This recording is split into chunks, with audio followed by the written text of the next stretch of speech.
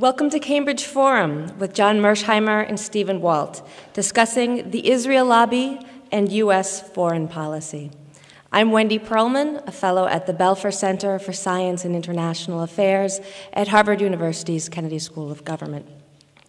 In March 2006, John Mersheimer and Stephen Walt published an article entitled "The Israel Lobby" in the London Review of Books. It ignited a storm of controversy. They argued that a group of pro-Israel activists was manipulating U.S. foreign policy to benefit the State of Israel at the expense of the national interests of the United States. Publication of a book-length study developing their proposition has done little to calm the rhetoric of their critics or their defenders.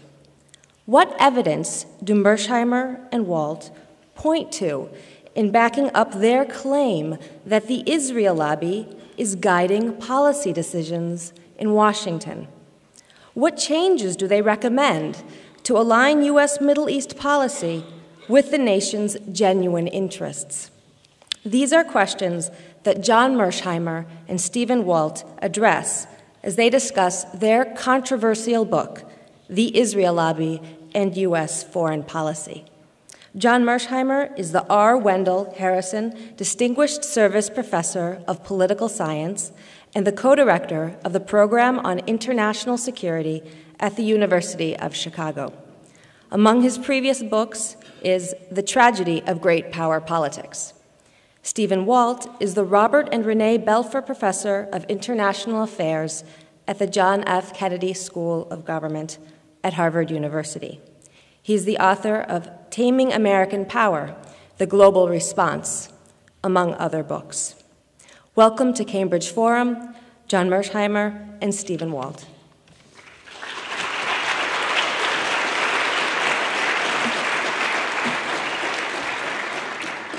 Thank you, Wendy, for that very nice introduction, and thank you all for coming this evening.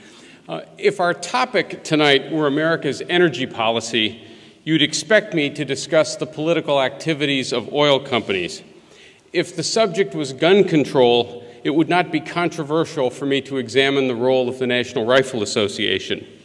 But if the topic is Middle East policy and you bring up the Israel lobby, you're grabbing the third rail with both hands. Now, this is partly because some pro-Israel groups are quick to attack anyone who questions the policies that they advocate. But it's also because this entire discussion takes place in the shadow of centuries of anti-Semitism, and that history shapes how people think about this issue. If you talk about a powerful interest group that is mostly, though by no means exclusively, comprised of Jewish Americans, or if you point out that media coverage in the United States tends to favor Israel, or if you mention the impact of campaign contributions by pro-Israel political action committees, it reminds some people of bizarre conspiracy theories like the Protocols of the Elders of Zion. In our book, John and I explicitly reject all these anti-Semitic canards. For us, the Israel lobby is just an interest group like lots of other interest groups in the United States, and most of its activities are as American as apple pie. We don't question Israel's legitimacy or its right to exist. In fact, we believe the United States should come to its aid if its survival is ever in jeopardy.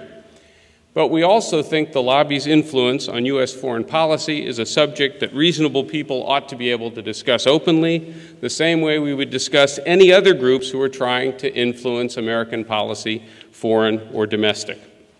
Now, this subject is important because the special relationship between the United States and Israel affects all of us. Israel is the largest recipient of U.S. economic and military aid, getting about $500 per year for each Israeli citizen, even though it is now a prosperous country with a per capita income that is 29th in the world. Moreover, it gets this aid even when it does things that the United States opposes and that tend to generate anti-American sentiment, like building settlements in the occupied territories. Israel gets consistent diplomatic support from the United States, and it's rarely criticized by American officials, and certainly not by anyone who's running for high office. The question's why. Now, the usual answer is that Israel is a strategic asset and a democracy that shares our values. But those arguments can't explain why we give it so much help and with so few strings attached. Israel may have been a strategic asset during the Cold War, but the Cold War is now over. Today, providing unconditional support is not making the United States more popular or making American citizens more secure. So the strategic argument isn't convincing. It's true that Israel's a vibrant democracy, but the status of its own Arab citizens and its 40-year campaign to colonize the West Bank is sharply at odds with American values. My point, by the way, is not that Israel acts worse than other countries, only that it doesn't act significantly better. And so one cannot justify unconditional support by saying that Israel's behavior is somehow exemplary. There is, in our view, a strong moral case for Israel's existence, based on the long history of anti-Semitism, but past crimes against the Jewish people do not justify giving Israel a blank check today. So what really explains Israel's privileged position? In our view, it's primarily due to the Israel lobby. The lobby is a loose coalition of groups and individuals that works openly to influence American foreign policy in a pro-Israel direction. It includes organizations like AIPAC, the Anti-Defamation League, Christian groups like Christians United for Israel, think tanks like the Washington Institute for Near East Policy, publications like the Weekly Standard or the New Republic. And this is a broad definition, but if you think about it, most interest groups in the United States have lots of different components to them. The environmental movement isn't just Greenpeace or the Sierra Club. It also includes think tanks, sympathetic academics, and journalists, just like the pro-Israel movement does. Like other interest groups, the Israel lobby is not a cabal or a conspiracy, and the groups and individuals in it don't agree on every issue. But they do agree on wanting to preserve the special relationship. Final point here, the lobby is not synonymous with Jewish Americans. Many Jewish Americans don't support the lobby's positions, and groups like the so-called Christian Zionists aren't Jewish. The lobby is defined by its political agenda, not by ethnicity or religion. Like other special interest groups, the lobby works in two main ways. First, groups like AIPAC exert influence inside the Beltway by helping get allies appointed to key positions in the government and by giving politicians clear incentives to adopt positions that they favor. For example, by steering campaign contributions towards pro-Israel candidates and away from candidates who aren't. The lobby's influence, of course, is no secret.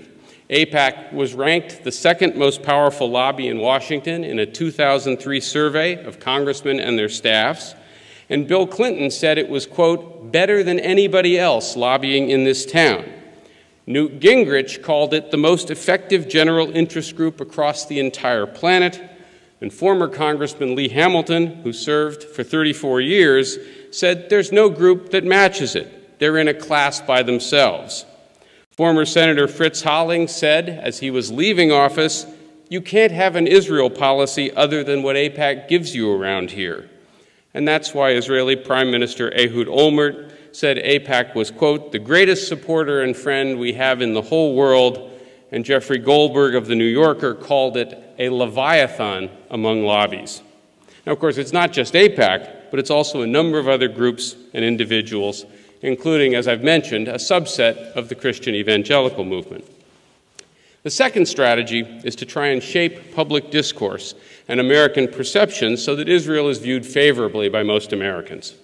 Pro-Israel think tanks and commentators produce a steady diet of op-eds, articles, books, and media appearances intended to shape these perceptions and influence policy. Media commentary in the United States tends to be pro-Israel, and there's simply no equivalent in the United States to Israeli journalists like Akiva Elder, Gideon Levy, or Amira Haas, who are frequently critical of Israeli policy. My point is not that these critics are always right and that pro-Israel pundits are always wrong. My point is that voices like theirs are almost entirely absent from mainstream media in the United States. But even so, various pro-Israel watchdog groups monitor media coverage, organize boycotts and demonstrations against news agencies that publish or broadcast anything critical of Israel. And there's numerous examples of this taking place. Finally, last but not least, efforts to stifle criticism often include smearing critics by accusing them of being anti-Semitic. After former President Jimmy Carter published his book, Palestine, Peace Not Apartheid, last year, Martin Peretz of the New Republic said, quote, "Carter will go down in history as a Jew hater." A critic in the Washington Post compared Carter's views to those of David Duke's. Needless to say, such charges were routinely leveled at us after our article was published, even though there's not the slightest shred of evidence to support them. Pro-Israel groups use these smear tactics for three main reasons. First, to distract people from the real issue, which is American policy. Second, to deter people from criticizing Israel or criticizing the lobby itself. No sensible person wants to be labeled an anti-Semite, so some people just keep quiet. And finally, this tactic marginalizes people in the public arena. After all, what politician would want to associate with someone who's been accused, even falsely, of being anti-Semitic? This works especially well in the foreign policy community, where being critical of Israel will almost certainly get you into trouble professionally. What's the result of all of this? On this one issue, there's little serious debate in the United States, little serious debate about support for Israel, especially in Congress, even when it's obvious that American Middle East policy has gone badly off the rails and in ways that are harmful to the United States and to Israel alike. To illustrate that point, John is now going to describe the lobby's contribution to the Bush administration's decision to invade Iraq. Thank you very much.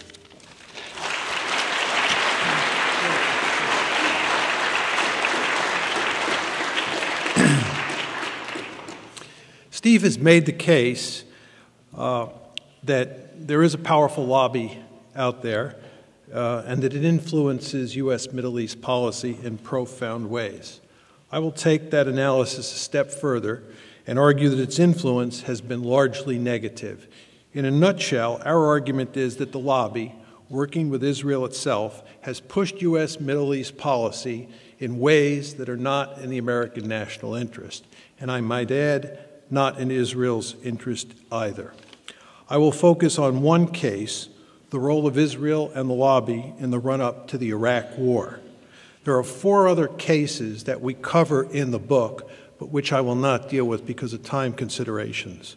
Number 1 is U.S. policy towards Israel's policies in the occupied territories, 2, U.S. policy towards Iran, 3, U.S. policy towards Syria, and 4, U.S. policy during the Lebanon War in the summer of 2006. Let me now turn to Iraq. It is manifestly clear to most Americans that the Iraq War is one of the greatest strategic blunders in American history. Our argument is that Israel, and especially the lobby, were 2 of the main driving forces behind the decision to invade Iraq. It is hard to imagine that war happening in their absence. To start with Israel, it was the only country besides Kuwait where both the government and a majority of the population favored the war. The Israeli government, to include Prime Minister Sharon, pushed the Bush administration hard to make sure that it did not lose its nerve in the months before the invasion. Other influential Israelis, like former Prime Ministers Ehud Barak and Benjamin Netanyahu, also implored the United States to take down Saddam. In fact, Israel was pushing so hard for war that its allies in the United States warned Israeli officials to damp down their rhetoric, lest it be seen as a war for Israel. I might also add that President Clinton said in 2006 that every Israeli politician I knew thought that Saddam was so great a threat that he should be removed even if he did not have WMD. The Israeli public was also solidly behind the war. According to a February 2003 poll, that's 1 month before the war started, 77.5% of Israelis said that they wanted the United States to attack Iraq. One sometimes hears the argument, as I'm sure many of you have, that Israel opposed the Iraq War and actually favored attacking Iran instead. There's no question that in early 2002, when the Israelis got wind that the Bush administration was thinking about attacking Iraq, that key Israeli officials went to Washington and made it clear that they thought that Iran was the greater enemy and that the Bush administration should focus on Tehran, not on Baghdad. It is important to emphasize, however, that Israel was not opposed to the U.S. toppling regimes in Iraq or Syria, two countries that Jerusalem considers mortal enemies. Israel simply wanted the United States to deal with Iran first. But once the Israelis realized that the war party intended to deal with Iran after it finished the job in Iraq, the Israelis enthusiastically embraced the idea of invading Iraq. Thus, between early 2002 and March 2003, the Israelis put significant pressure on the Bush administration to make sure it chose war over diplomacy with Iraq, while reminding Washington at various points along the way not to forget that Iran must come after Iraq. I might add that there is no evidence that Israel warned the United States that Iraq would turn into a quagmire. Indeed, the Israelis thought that Iraq would be a cakewalk, which is why they were confident that the U.S. would be free to go after Iran right after it finished the job in Iraq. Of course, they were wrong. Turning now to the lobby, there is no question that the neoconservatives, one of the core constituencies in the lobby, were the main driving force behind the war. But they were supported by key organizations in the lobby like AIPAC. Now that the war has gone south, it is commonplace to hear Israel's supporters say that the main organizations in the lobby did not push for war. But that is not true. This point is made clear in a May 2004 editorial that appeared in The Forward, a weekly Jewish newspaper based in New York. Reading from the editorial in The Forward. As President Bush attempted to sell the war in Iraq, America's most important Jewish organizations rallied as one to his defense. In statement after statement, community leaders stressed the need to rid the world of Saddam Hussein and his weapons of mass destruction. Concern for Israel's safety rightfully factored in to the deliberations of the main Jewish groups. One sometimes hears the claim that AIPAC took no position on the Iraq war and certainly did not advocate it. This is not true either. First of all, this claim fails the common sense test, as AIPAC usually supports what Israel wants, and Israel certainly wanted a war against Iraq.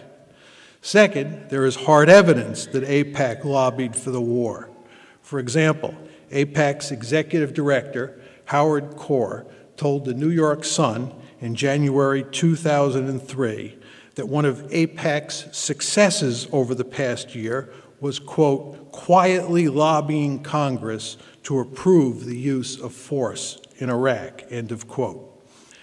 The neoconservatives, of course, were the main driving force behind the war. They initiated the idea of using force to topple Saddam in two letters written to President Clinton in early 1998. Over the next 5 years, and especially after 9/11, they pushed relentlessly for a war against Iraq. No other group or institution in the United States was seriously committed to invading Iraq over that 5-year period. Indeed, there was significant opposition to attacking Iraq even after 9/11 within the State Department, the intelligence community, and the uniformed military.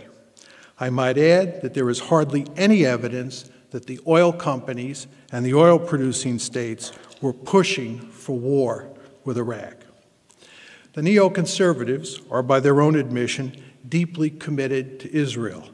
In fact, many of them are connected with key organizations in the lobby, like the Washington Institute for Near East Peace and the American Enterprise Institute. Our argument here, it should be emphasized, is not that the neoconservatives or the leaders of the lobby were pushing a war that was in Israel's interest, but not in America's national interest. On the contrary, they believed that invading Iraq was good for both America and Israel. For the neoconservatives and the lobby more generally, what is good for Israel is good for the United States and vice versa. Although the neoconservatives were deeply committed to a war with Iraq, they could not make it happen by themselves. They failed to convince Clinton to go to Baghdad, and they had little luck selling the war in the first 8 months of the Bush administration. It was the events of 9/11 that created the circumstances where they could help convince President Bush and Vice President Cheney that invading Iraq was a good idea. But without Bush and Cheney on board, there would not have been a war. I might add that Steve and I believe that if Al Gore had been elected president in 2000, there would not have been an Iraq war. All of this is to say that the neoconservatives were necessary to have the war, but by themselves they could not make it happen. One final point is in order about Iraq. We are sometimes accused of saying that Iraq was a Jewish war. Nothing could be further from the truth. We pointed out in the book, as we did in the article, that polls taken before the war show that American Jews were 10% less supportive of the war than the general American public. Our argument is that the war was due in large part, not exclusively, it was due in large part to the influence of the Israel lobby, especially the neoconservatives within it. It's not the American Jewish community. And as Steve emphasized, the lobby is defined by its political agenda, not ethnicity or religion. Let me conclude with a brief word about what we think the U.S.-Israeli relationship should look like. To start, the United States should end its special relationship with Israel and treat it like a normal country. It should treat Israel the way it treats other democracies around the world, like Britain, France, Germany, Italy, and India. In practice, this means that when Israel is acting in ways that are consistent with the American national interest, Washington should back the Jewish state. But when Israel is acting in ways that harm U.S. interest, Washington should distance itself and use its considerable leverage to get Israel to change its behavior, the way it would do with any other country that was acting in ways that might hurt the United States. Regarding Israel's conflict with the Palestinians, the United States should act as an honest broker. In other words, Washington should pursue an even-handed policy towards the two sides. In particular, the United States should make it clear to Israel that it must abandon the occupied territories and allow for the creation of a viable Palestinian state on those lands. Jerusalem should be told that the United States will oppose, not tolerate, Israel's colonial expansion in the West Bank. None of this is to say that the United States should abandon Israel. On the contrary, the United States should defend Israel's right to exist within its pre-1967 borders with some minor modifications. And most importantly, if Israel's survival is threatened, the United States should come to its aid. Thank you.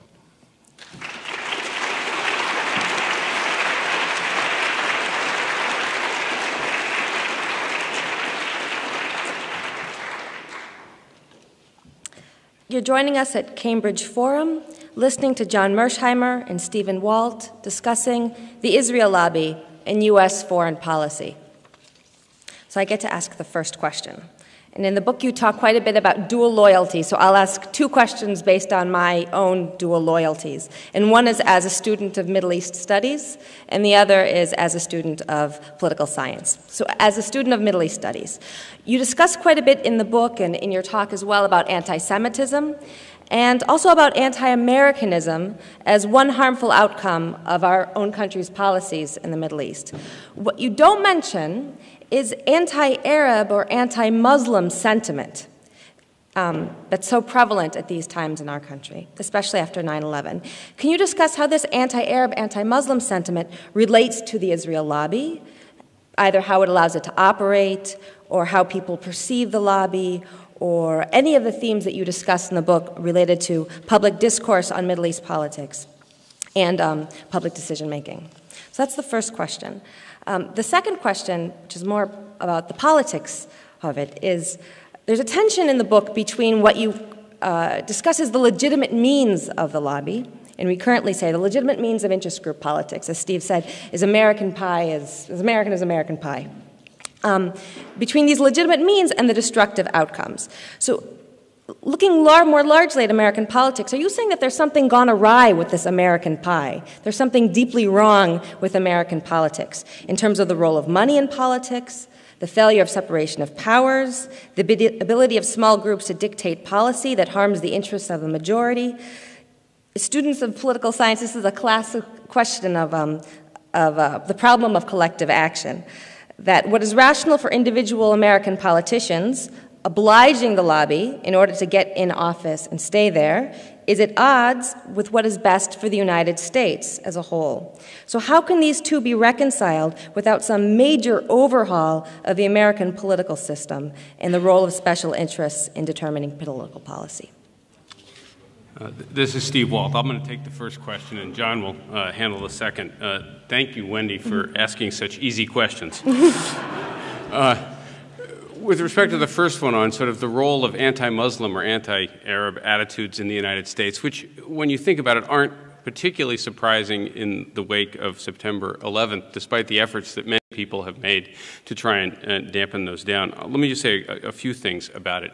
One is, I think it's important to recognize that the Muslim world is quite heterogeneous, and the Muslim population in every country that I am familiar with is quite heterogeneous, in much the same way that I would argue that pro-Israel groups in the United States are also somewhat heterogeneous. Some of them say favoring a two-state solution, some of them being adamantly opposed, and it's important to recognize that heterogeneity. That said, I do think that some groups in the Israel lobby have encouraged, or some individuals have encouraged us to take a much more hostile view of the Muslim world than is warranted. People like Norman Podhoretz, who appear to be obsessed with Islamofascism, it seems to me, are encouraging us to see the entire Islamic world as fundamentally hostile to us, asking us to treat the entire Muslim world as though it is all just like and in full agreement with its worst, most extreme, most violent elements, with people like Osama bin Laden. You see this also in those who argue that anti-Americanism in the Arab and Islamic world is driven by some great cultural clash, that it's sort of what we are, what we stand for, rather than a reaction to American policy. This flies in the face of numerous public opinion surveys that show that anti-Americanism in every part of the world, but especially in the Arab and Islamic world, is driven not so much by cultural differences, but again by reactions to what they regard as unjust or conflictive American policies.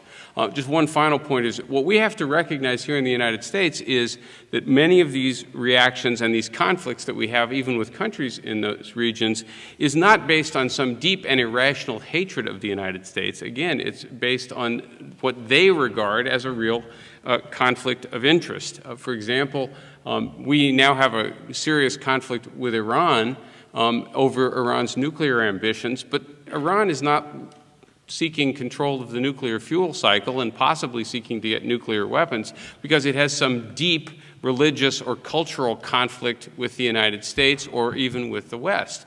If any of us, it seems to me, were in Iran's position, we would be thinking seriously about wanting to have a nuclear deterrent, because after all, the world's most powerful country has declared that it wants regime change in that country. If I were Iran, I would be worrying about my own security, and I'd be thinking about getting a nuclear capability too.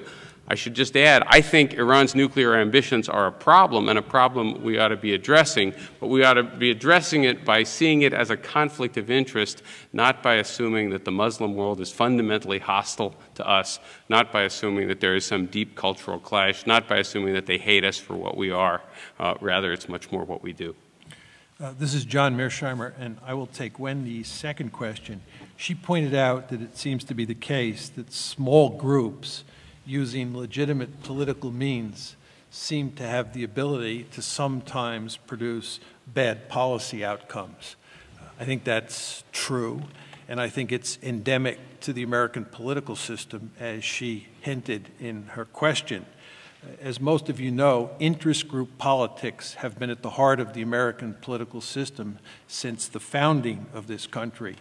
And in any political system where interest groups punch above their weight, what you're going to discover is that small groups of smart and well-organized and well-funded individuals can have an influence on policy that leads to outcomes that would not be the outcome of the body politic at large if it could vote. Let's just take the National Rifle Association and put aside the Israel lobby.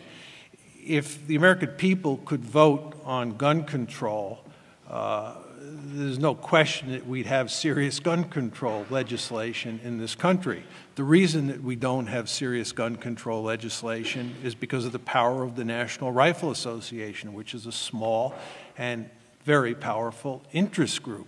And the NRA, by the way, acts in legitimate ways. There's nothing conspiratorial about the NRA. It's not an organization that is acting in an unlawful way. It's playing the game of American politics in the same way that the AARP, the Farm Lobby, the Israel lobby, and the Cuban lobby play the game.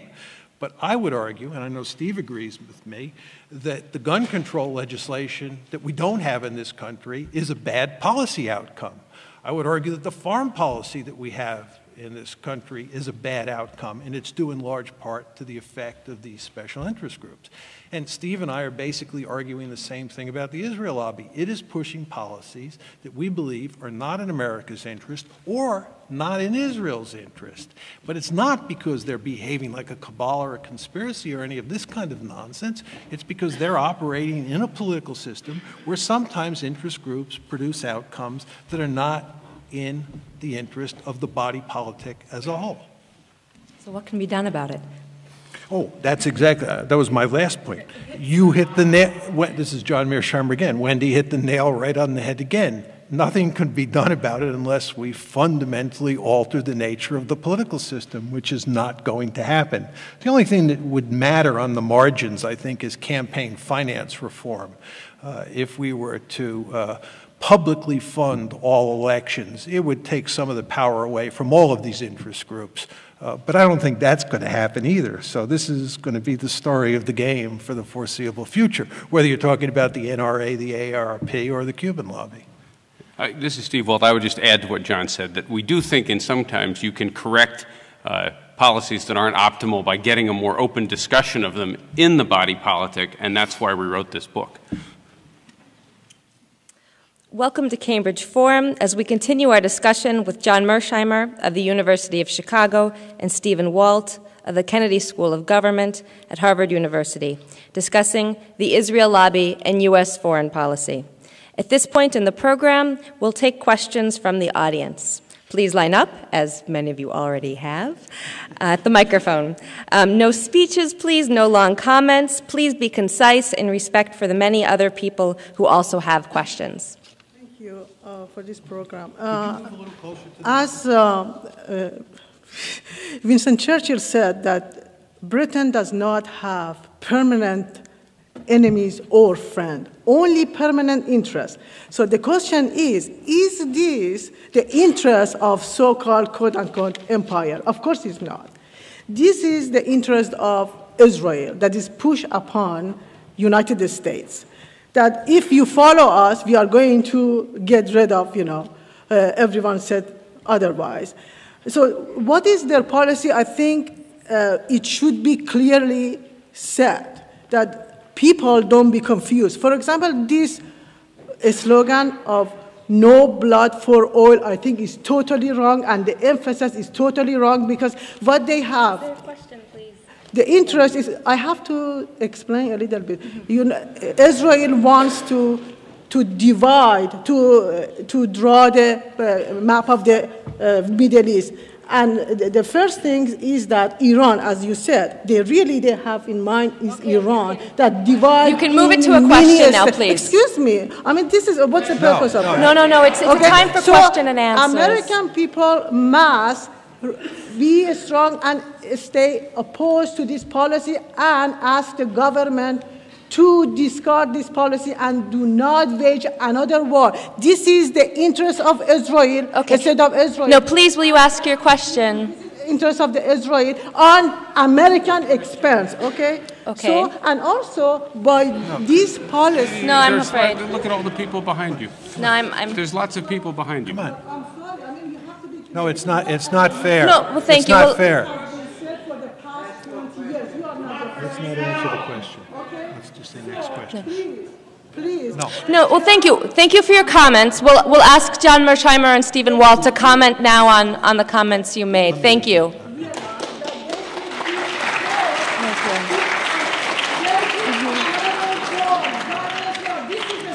John and Steve, would you like to comment at all on? No, I think we should go to the next question. Okay, terrific. My question ends in a question mark.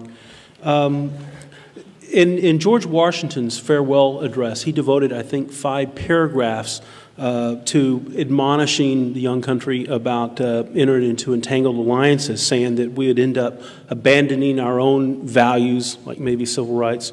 We would adopt the enemies of a country that we have no natural quarrel with. And so my question really is are we there yet? Is this an example of in your view, as academics, of what he was predicting? Thank you. Okay.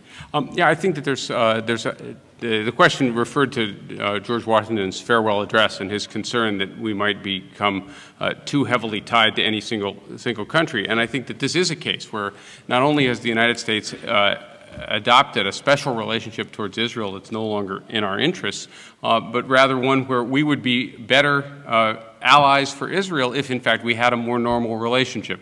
At the conclusion of the book, we actually talk explicitly about having a more normal relationship that was more conditional. And when you think about it, right, that's what a friend does for its friends. You don't support your friends unconditionally. When you think your friends are doing something that's not in your interest and not in their own interest, you tell them so and you try to persuade them to behave differently. Right now, because, in our view, the political influence of these various pro-Israel groups, it's become virtually impossible for American politicians to criticize Israel, to put any meaningful pressure on Israel, or even for foreign policy elites to have much of an open discussion of this subject.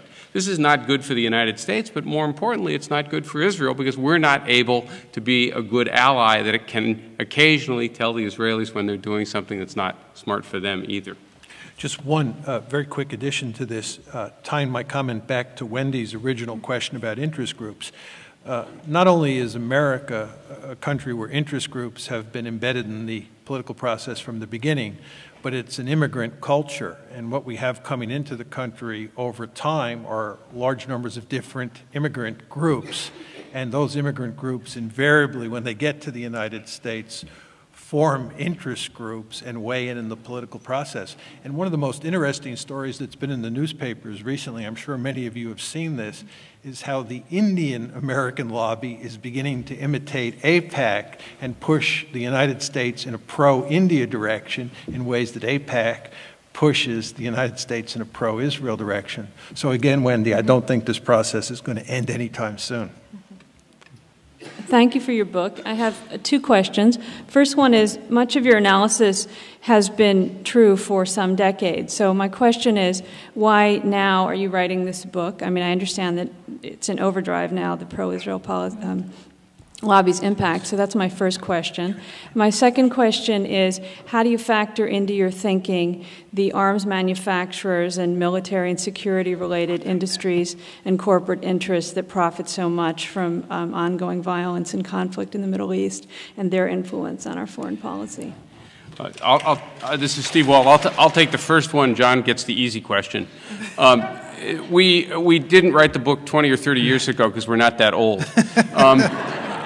But more importantly, we began thinking about America's position in the Middle East like many other Americans in the aftermath of September 11th. Both of us had written on Middle East topics at various points in the past, but we began to focus a great deal on it, and one of the things we realized pretty quickly was that our policy was being heavily driven by the power of groups like AIPAC and others, and that we were not going to be able to have a more effective Middle East policy that might attenuate some of the problems we were facing if we didn't start to address that. And we decided that we would write this because we were in positions where we thought we could do so and actually get a reasonably fair hearing. So that's why we did it, and that's why we did it now. With regard to the influence of arms merchants, or what's sometimes called the military-industrial complex, and corporate interests, and here we're talking about oil, it seems intuitively plausible when you think about U.S. foreign policy in general and U.S. Middle East policy in particular, that the military-industrial complex and the oil companies and the oil-producing states must be driving the policy. It's hard to believe that they're not at least as powerful as Israel and the Israel lobby, if not more powerful. But if you look at the general policy of the United States in the region, it's very hard to see where the oil companies are influencing it in major ways, as hard as that may be to believe. And in fact, I think you could make an argument that if the oil companies and the oil-producing states were driving U.S. Middle East policy, we would have a fundamentally different set of policies. First of all, we would not have invaded Iraq because, as you know, the oil companies want to jump in bed with Saddam Hussein and make money. The oil-producing states, save for maybe Kuwait, were not pushing for this war at all. In fact, they were trying to discourage the Bush administration from going to war. With regard to Iran, the oil companies are not clamoring for us to use military force against Iran. Again, they just want to make money, and if anything, they'd be calling for ending sanctions against Iran. With regard to the Israeli-Palestinian conflict, I think if you could take away the Israel lobby and put the oil-producing states and the oil companies in charge of American foreign policy, you would see that we do a 180-degree switch on our policy towards the Israeli-Palestinian conflict. So I just don't see much interest there. My final point on this is that both Steve and I are realists, and we've developed all these theories over the years which are consistent with the argument that American foreign policy is based on geostrategic considerations like oil. So we have a vested interest in believing that oil and economic considerations and geopolitical considerations of a broader sort are driving this, not the Israel lobby. But the fact of the matter is, when you look at the Iraq War, as I said in my formal presentation, and when you look more general at U.S. Middle East policy, it's just very hard to see that corporate interests and the military-industrial complex have much influence. My question has to do with what may be a contradiction in what you said and ignoring certain realities. You have stated, I mean both of you, or one of you, you have stated that the United States should come to the aid of Israel if Israel was in danger. But to the credit of both current and the past president of Iran, they were telling the truth. They were not like Hitler, which are unfairly accused, because Hitler tried to conceal what he intended to do. Both presidents of Iran stated very clearly and honestly, to their credit, that Israel should be destroyed. Moreover, there was a clear statement that they are willing to sacrifice 20 million Muslims to destroy Israel. You ignored that question because you said if Israel is in danger. Moreover, they stated 1 bomb will finish off Israel, probably 3 bombs. But anyway... Your question, sir, please. Yes. So my question is, do you see the contradiction between you saying America should come to Israel's help and this? And I also have a question about the Congress, which you treat as pushovers of the lobby, as bunch of idiots or corrupt people who sell America's Israel to a lobby. Thank you. I'll take the second. Okay. With respect to the first question, is Israel really in jeopardy? First, I would remind everybody that Israel has the strongest conventional army in the Middle East, and it has several hundred nuclear weapons of its own. this famous statement by Iranian President Mahmoud Ahmadinejad, which is frequently mistranslated as wiping Israel off the map. What he actually said, and this is an allusion to an old speech by Khomeini, was that Israel should be erased from the page of time, a nice poetic way of saying that the Jewish state in Israel should go out of existence the same way that, say, the Soviet Union went out of existence as a political regime, or the same way that the Shah's regime fell. It was not saying that Iran was going to attack Israel. It's not saying that Iran was going to attack Israel with nuclear weapons if Iran ever gets nuclear weapons. Now, I find Ahmadinejad's statement objectionable in the extreme. I find his Holocaust denial even more bizarre and objectionable, but we ought to be clear on what he was saying. He was saying that he thinks the state should go out of existence and be replaced by some other kind of government there, not that he was not calling for the physical destruction of Israel. And by the way, I have seen no evidence that any Iranian, even if they had nuclear weapons, wants the entire Iranian society to commit suicide, which is what an attack on Israel would entail, given Israel's own nuclear deterrent and given the fact that we are allied with Israel and we have thousands of nuclear weapons of our own. So I do not believe Israel's security and survival is in jeopardy. Like all countries, Israel has some security problems, but they are, I think, completely manageable security problems, and if Israel's survival is ever in jeopardy, as John and I already said, then the United States should come to its aid. None of those things, by the way, mean giving Israel unconditional support for everything it wants to do. With regard to your second question about us essentially saying that Congress is a bunch of idiots or pushovers or they're corrupt, that's, I think, not an accurate statement of what we were saying. Our argument is that in a system that privileges interest group politics, you're often going to find cases where powerful interest groups force legislators on Capitol Hill to sign on to policies that they otherwise would not sign on to. Hello. I have been in print and in speech highly critical of Israel policy. So I would like that to be known so that later on, after I'm done with my question, you don't assume that I'm part of the Israel lobby speaking to you. But I'm speaking as a journalist and as somebody, let's say, who's involved in observing political science. And I'm amazed by I have no other way of putting this, very sloppy process of research and analysis that you have employed both in your book and here tonight, which skips over volumes and volumes of research and analysis to connect the war in Iraq with a $100 million lobby that supports a $4 billion investment on part of U.S. government in Israel per year. Instead of, let's say, the oil interest, which happens to be the single biggest business in the world, or the military-industrial complex in the United States. And you simply ignore that right before we went to war in Iraq, we went to war in Afghanistan, which was a war that I didn't see in your book or in this speech tonight, you connecting with the Israel lobby at all.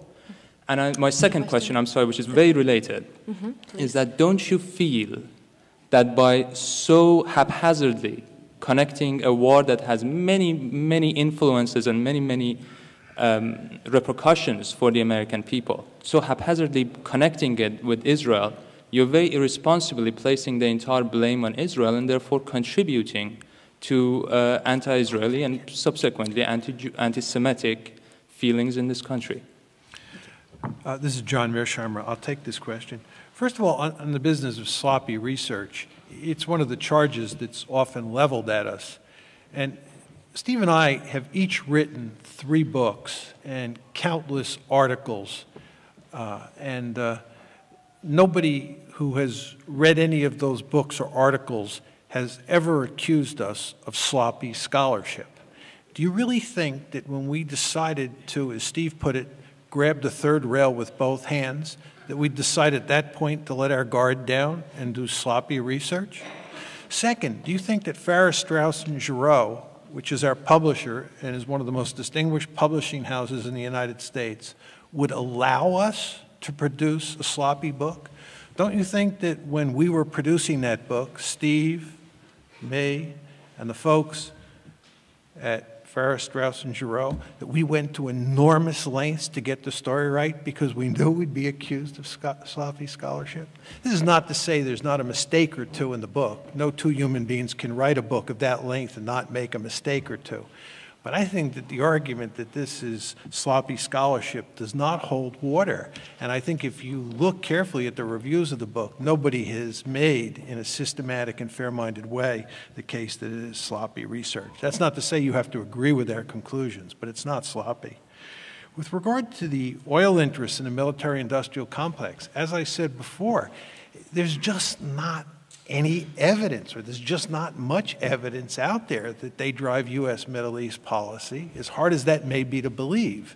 I would invite those who doubt what I have to say to go out and research the subject yourself. And if you can convince me otherwise, I'm certainly willing to buy your argument because it'll support my previous scholarship. With regard to Afghanistan, we did not argue, as the questioner pointed out, that Afghanistan was caused in any way by the Israel lobby. That's not true. Not every war in American history was caused by the Israel lobby. We would not be foolish enough to make any such argument.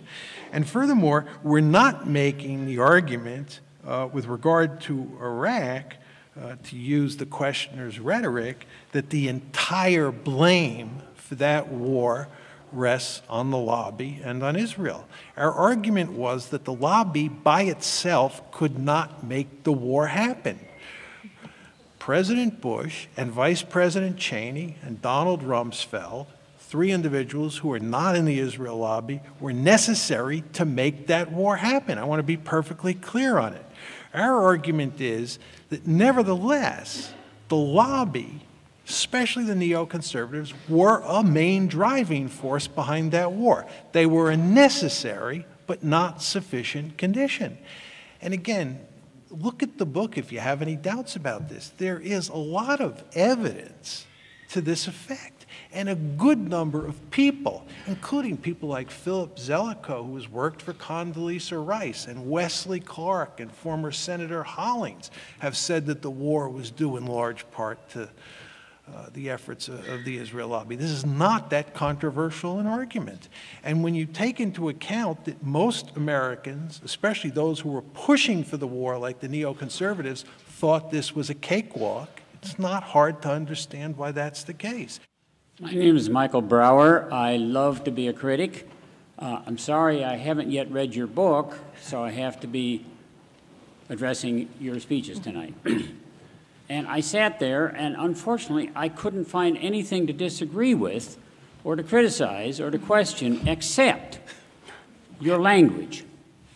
And what I object to, and I want you to start thinking seriously about changing your language in one respect.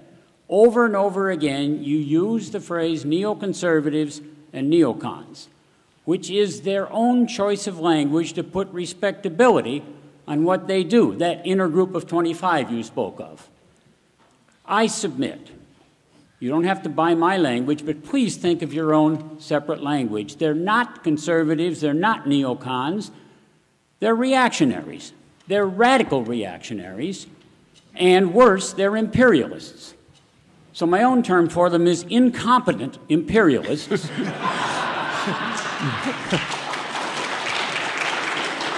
And radical reactionaries. There's very little we can do, you say, given the interest group politics of the United States. Well, one thing we can do is get our language straight and not get sucked in by them.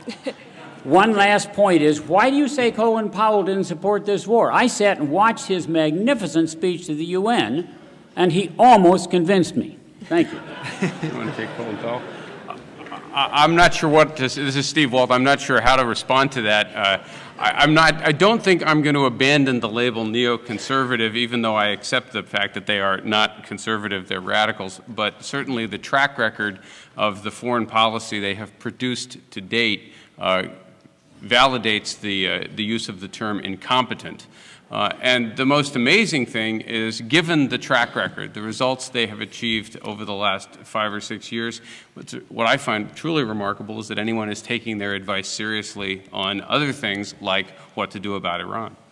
Just very quickly on Colin Powell, this is John Mearsheimer speaking.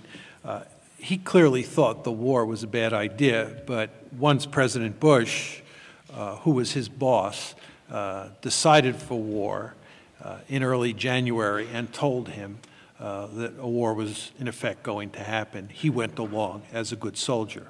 One can argue that that's right or wrong, but I think that's effectively what happened. Hi, my name is Zinovi Veyman, and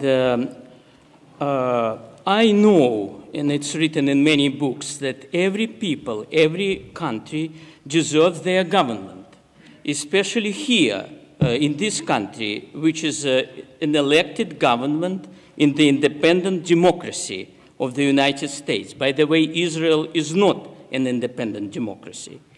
So are you planning, or have you done, asking American government, it's a mammoth project, but you can ask the members of the government, did Israeli lobby, as you outline in your book, was instrumental in their decision to go into war?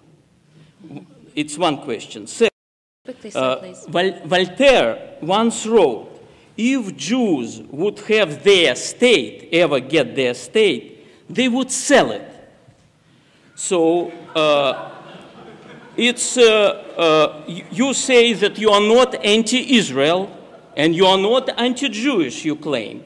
But why do all anti-Semites and all anti-Israel bigots are in favor of your book?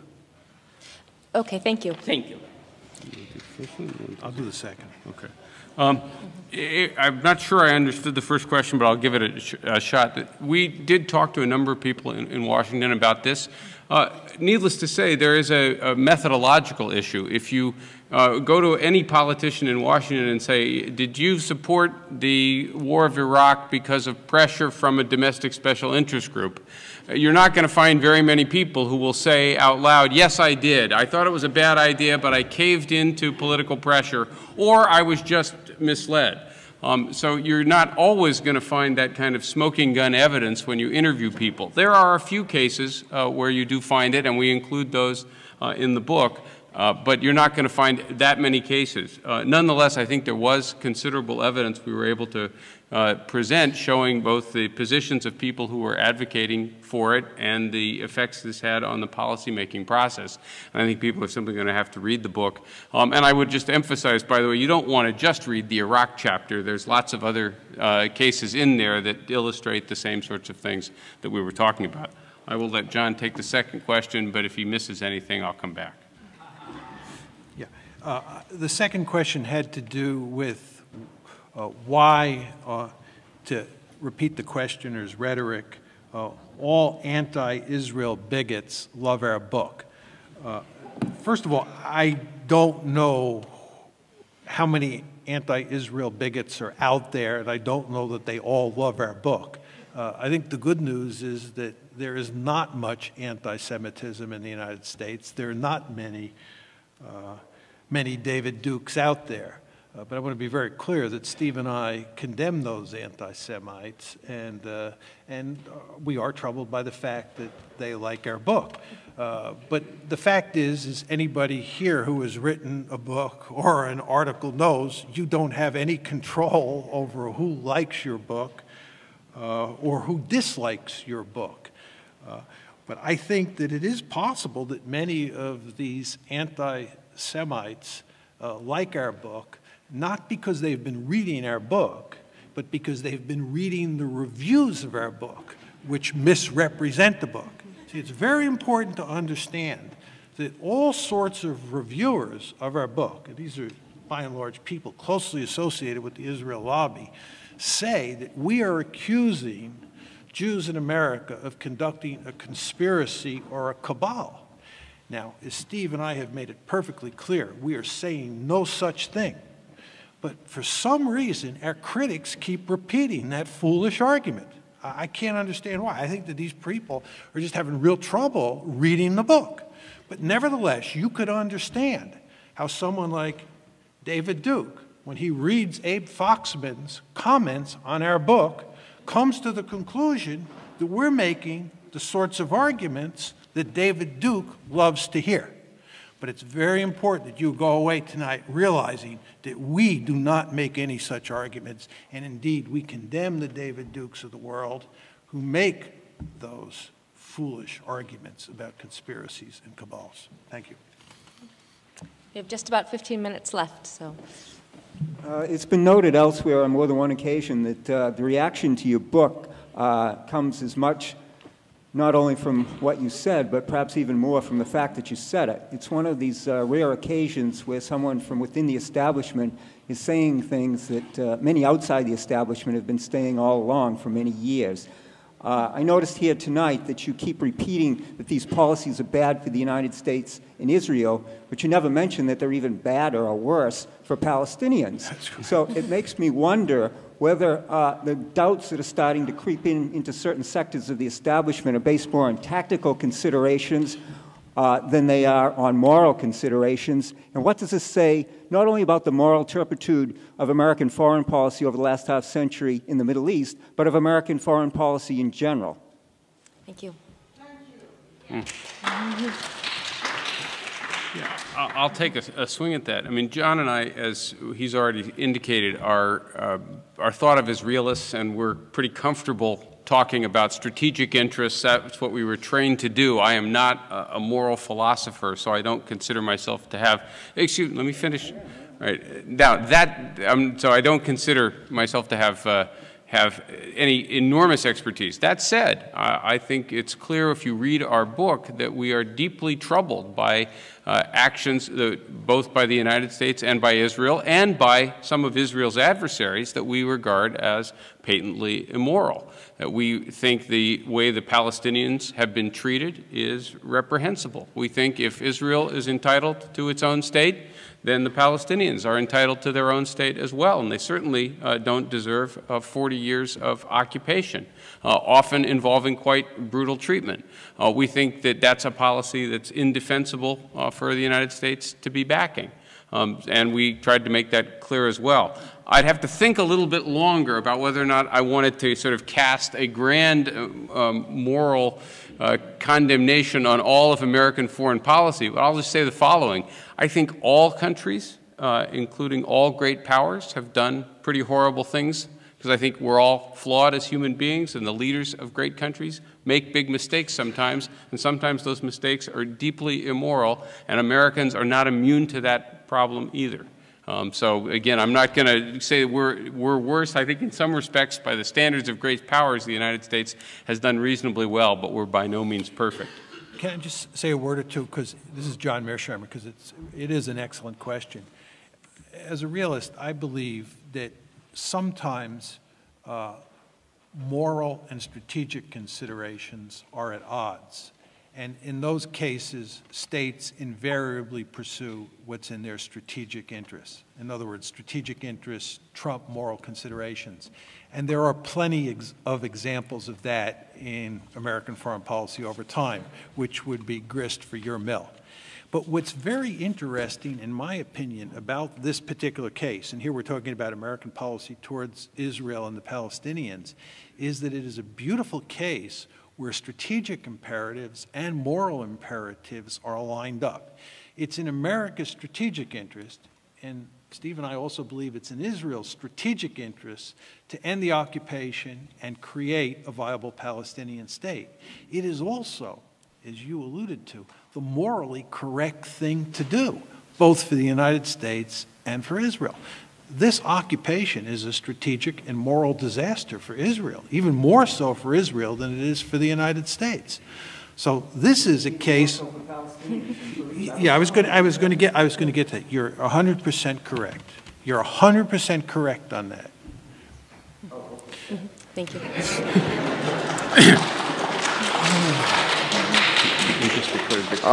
Yes, I just want to say that if I were you, I wouldn't be talking about what's in Israel's interest, because that sounds a bit condescending, and for myself, I don't really care what's in Israel's interest. I care what's in America's interest.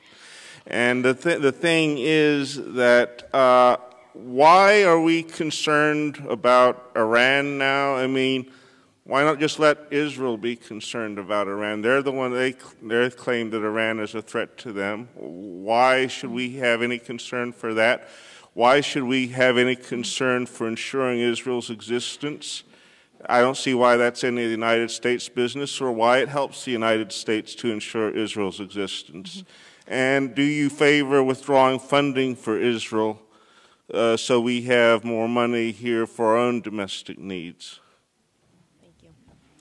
I'll take part of that question. This is Steve Walt, and John will take the parts I leave out. I think I'm going to leave the Iran question.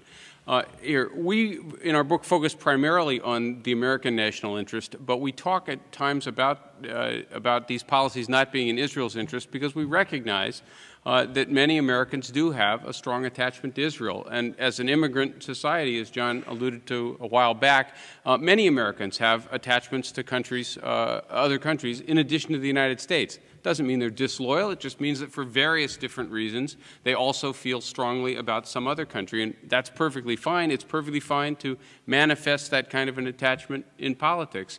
And what we want people who are ardently attached to Israel, as well as being loyal to the United States, to think about is whether or not the policies that some of them have been advocating have been good for Israel.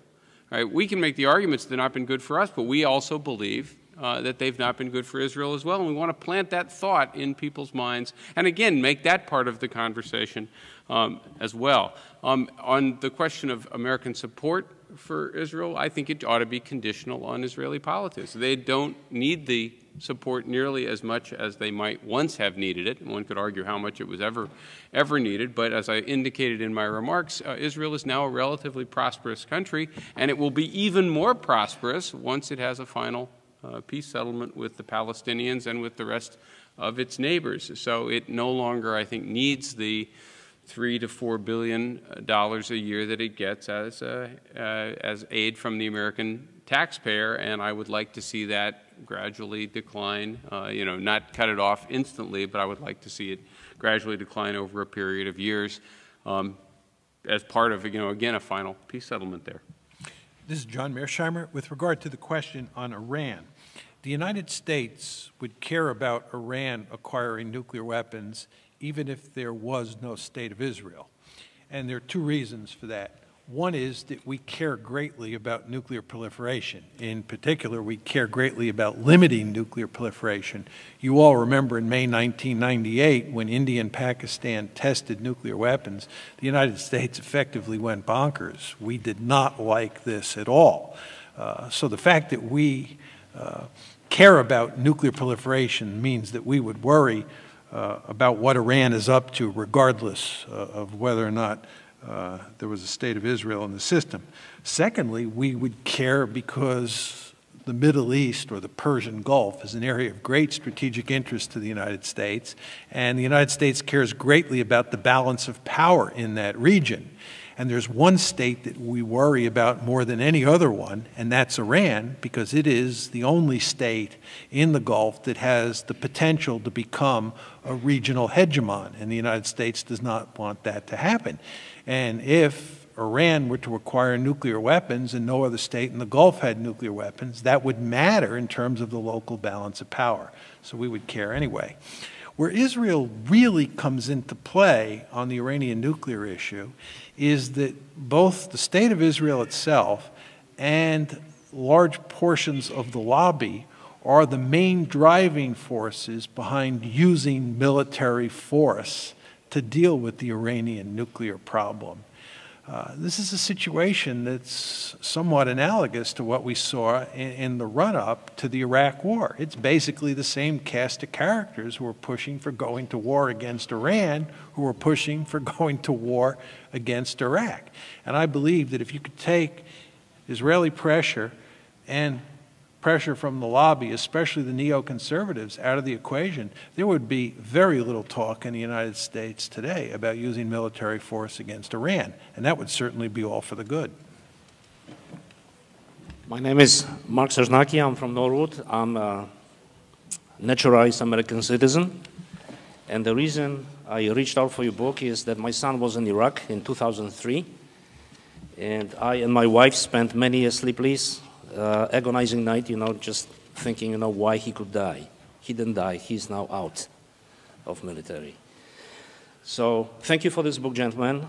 But I have one practical question. I'm an engineer, by the way. In your conclusions, you ask a fundamental question: what needs to be done? And I'm asking you as a citizen, how should I vote?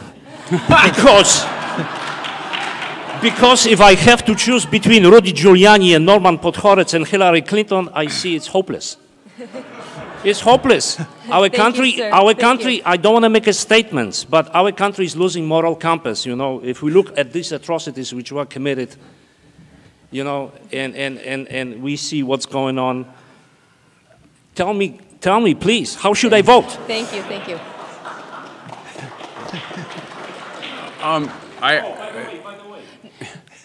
Let everybody know that we can use write-ins, right?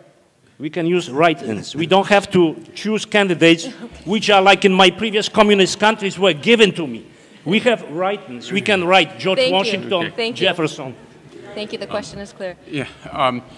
I'm tempted, given some of the reactions to our book, to endorse the candidate I want not to win, and hope that gets that particular candidate in trouble. I'm actually not going to endorse a candidate. I don't know if John's going to want to or not, but I think if the argument of our book is basically right, it's not going to matter which of the, let's call the mainstream candidates wins, that American Middle East policy will continue to be heavily shaped by these institutions and organizations until we get a broader range of opinion represented on these subjects and until some of these organizations get a little less influence. Or, and this is what we say in the conclusion of the book, we remind everybody that what we think of as the Israel lobby is a heterogeneous group of organizations. They agree on wanting to maintain the special relationship, but they don't agree on everything.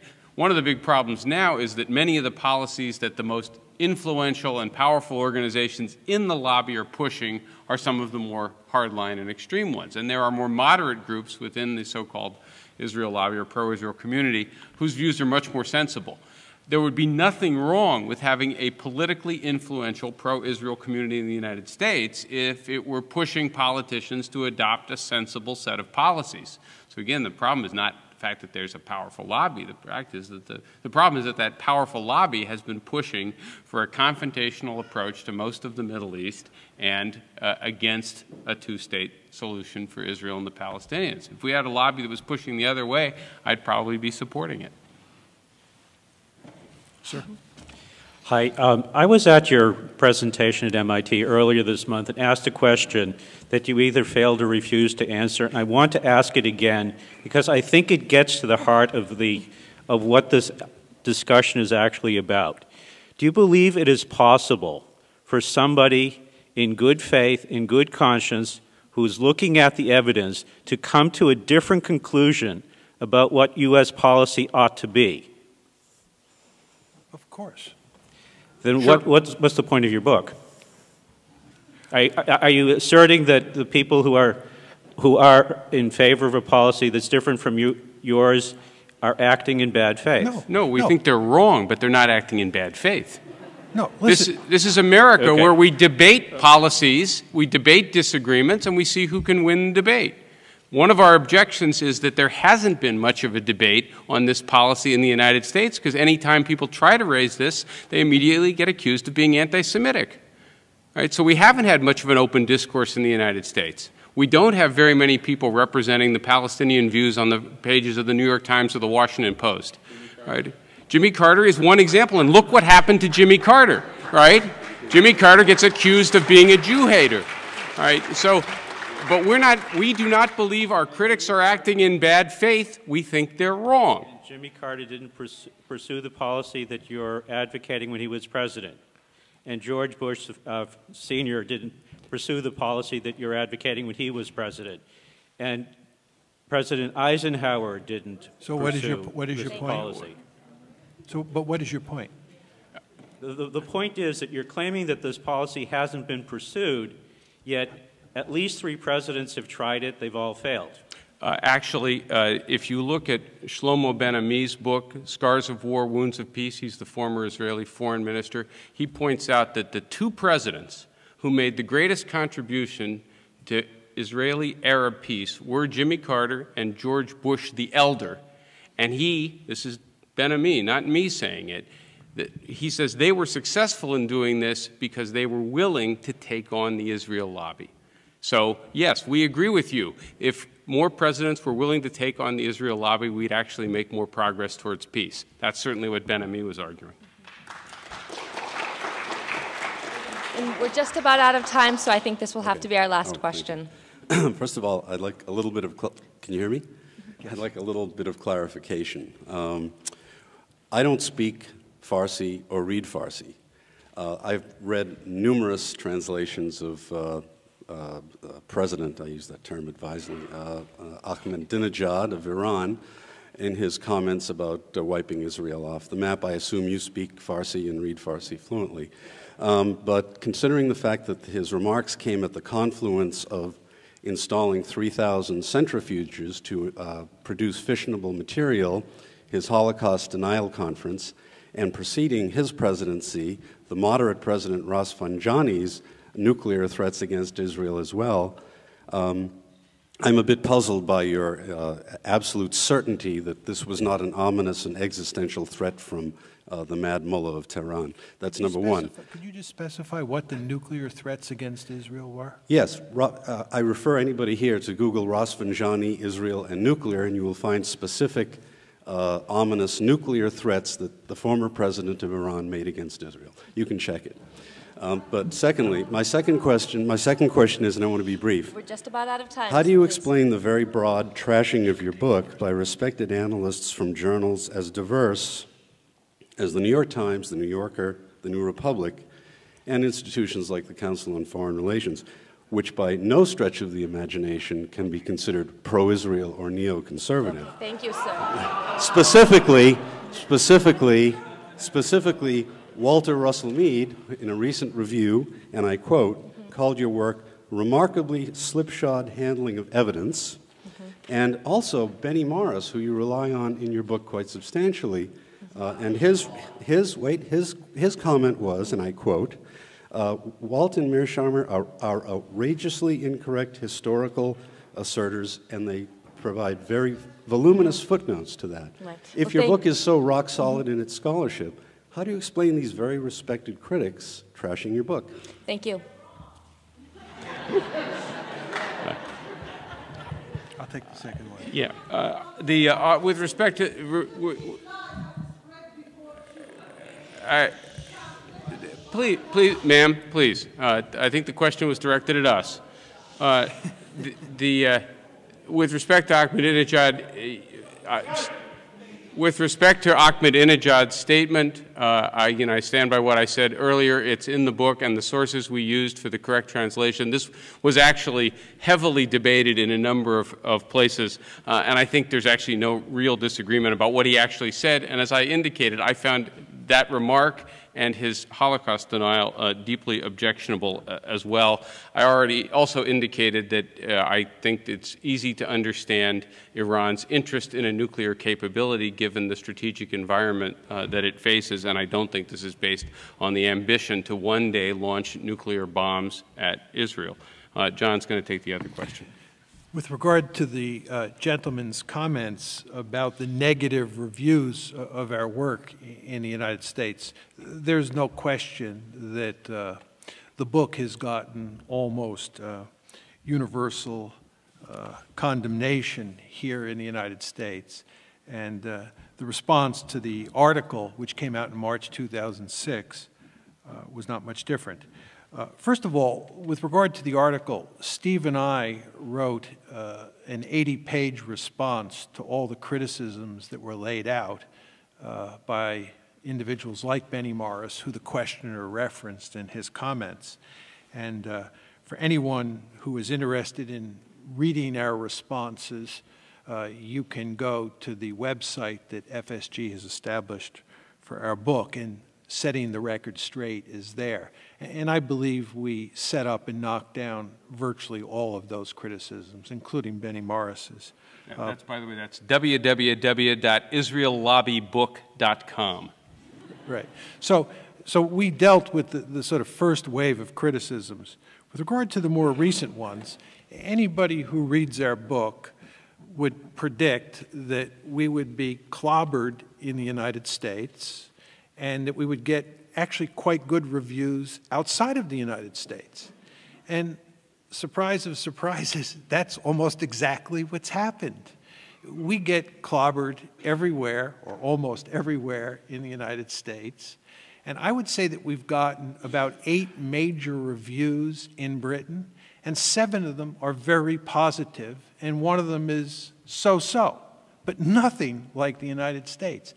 And where is the best, the most favorable review we got? Where did that come from? It comes from Israel itself. It's written by Yuri Avnery, who's actually invited us to Israel, and we plan to go there this spring. It's called 2 Nights and a Dragon, and you can Google it and read it. Furthermore, 2 of the best reviews we've gotten have been in Haaretz, the New York Times of Israel. Daniel Levy's review in Haaretz is long and very favorable. M.J. Rosenberg has also written a piece in Haaretz that is very favorable. What's really remarkable here is that this book has been received much more favorably in Israel, which is not to say that everybody in Israel agrees with it. And to go back to a previous questioner, we didn't write the book because we expected everybody to roll over and say, we agree with John and Steve, end of story. We wrote the book to generate a discussion, to generate debate. And the fact that people disagree with us is fine. But again, to get back to the reviews, what is truly remarkable here is that we get slammed at every place in the United States, and we get treated very differently overseas. And you, of course, all know the reason: the lobby.